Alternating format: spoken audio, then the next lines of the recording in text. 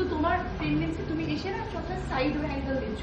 Side angle দিলে কিন্তু তোমার শার্টসটা বা গার্মেন্টসটা দেখতে পারবে না, তাই জন্য ফ্রন্ট প্রোফাইল, ফ্রন্ট প্রোফাইল।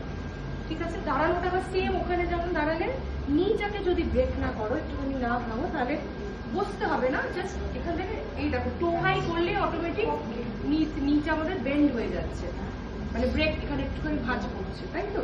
যে মোমেন্টে আমরা স্ট্রেট দাঁড়াবো দেখবে ডিসব্যালেন্স হয়ে যাবে। তো কখনো না নিটাকে স্ট্রেট রাখবে না, নিটাকে সবসময় এইটুখানি ব্রেক করবে, which is important.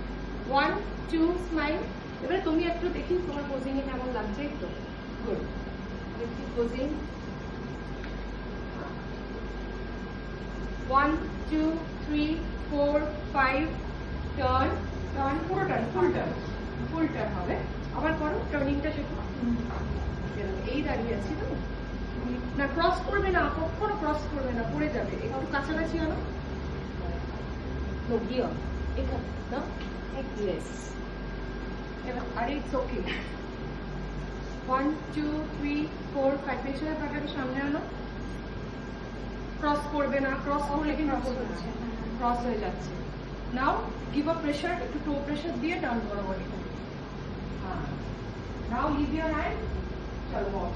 1 2 3 4 5 6 8, left turn করো, লেফট টার্ন, পোজিং, আবার ক্রস করছো, এরকম দাও। এবারে প্রোফাইল নাও, সাইড প্রোফাইল, স্মাইল।